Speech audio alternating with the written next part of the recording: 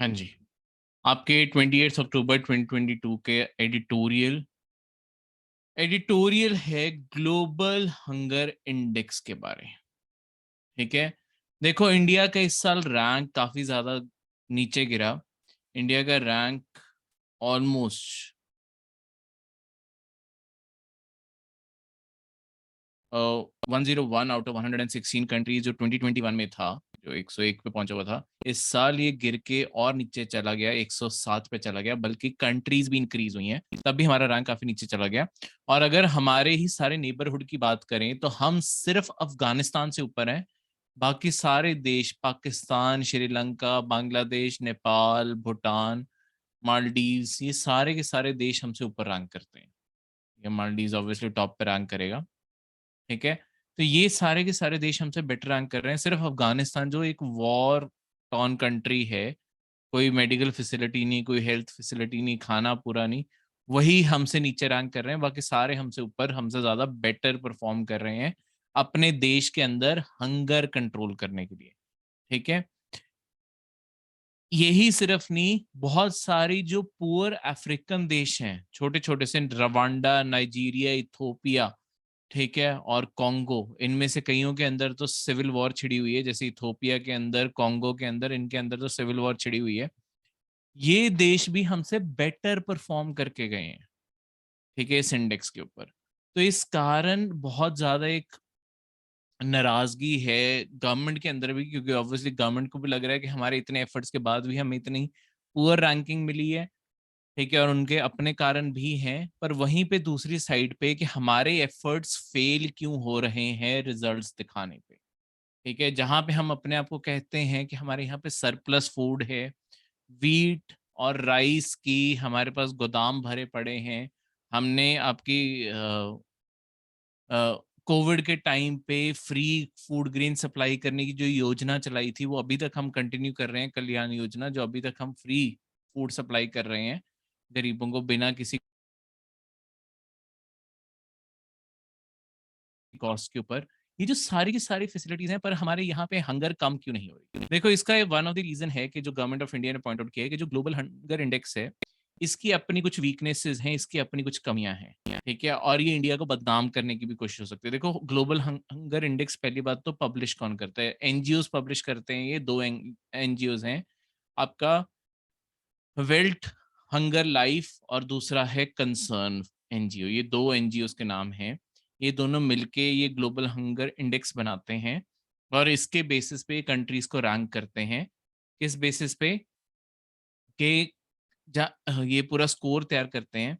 जिन countries का score 50 से ऊपर आता है, वहां पे एक्सट्रीमली अलार्मिंग सिचुएशन है हंगर की, 35 to 49 alarming, 20 to 34 serious, 10 to 19 moderate, और जो 9 से कम हो जाती हैं वो लो हंगर की कंट्रीज पड़ती हैं।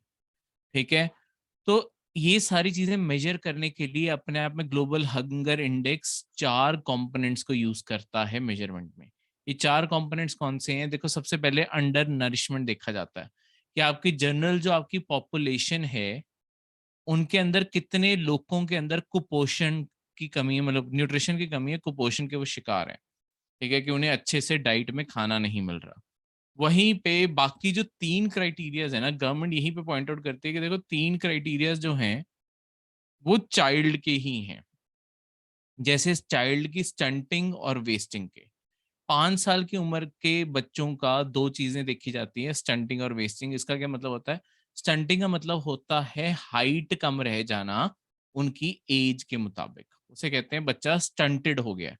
यानी कि क्योंकि हर एज के मुताबिक हमेशा एक मिनिमम हाइट होती है कि इतना तो लंबाई में बच्चा होनी चाहिए।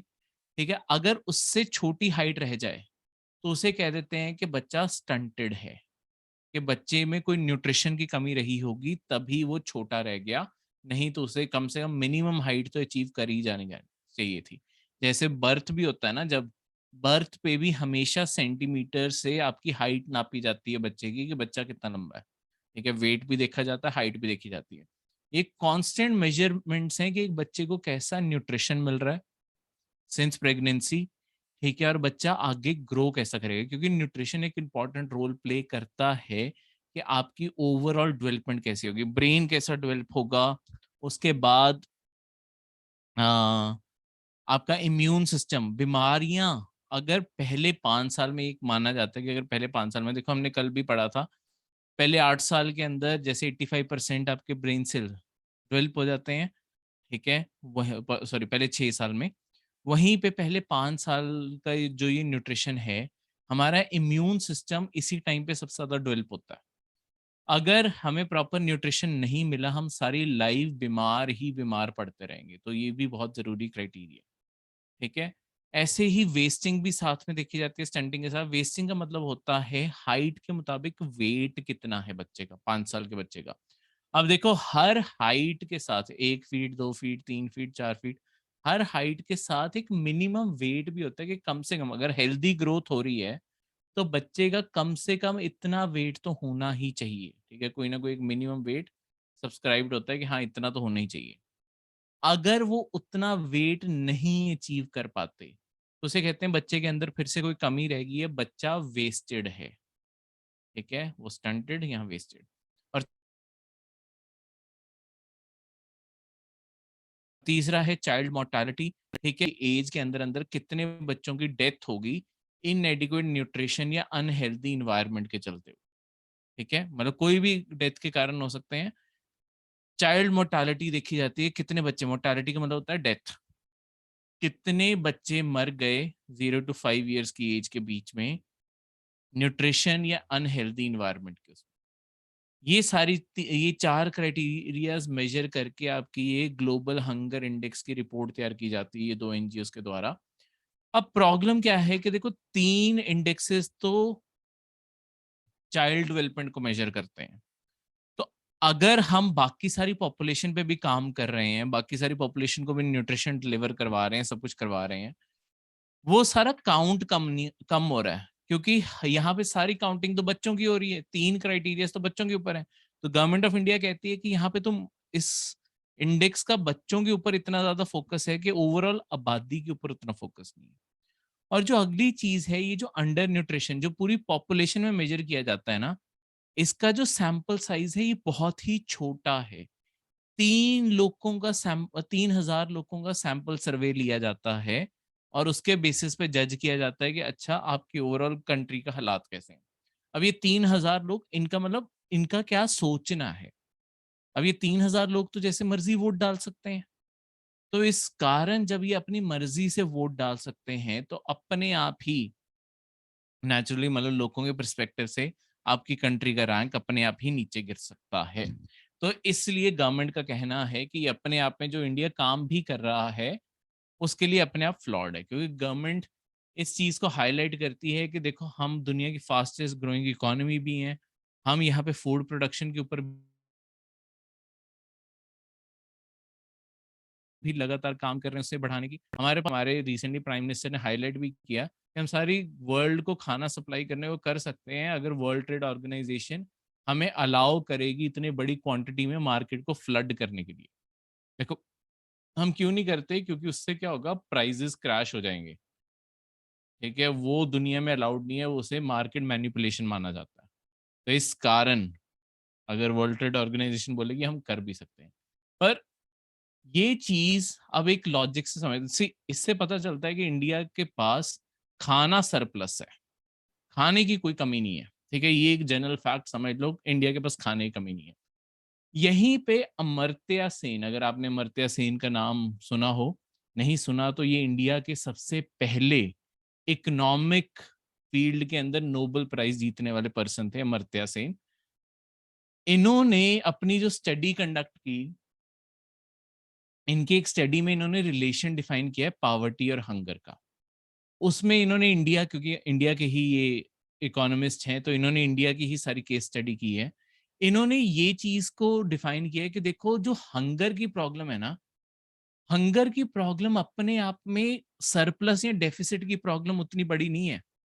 कंट्रीज के पास खाना अवेलेबल भी हो जाता है, it's not a problem of availability, ठीक है, खाना अवेलेबल भी हो जाता है, प्रॉब्लम है डिस्ट्रीब्यूशन में।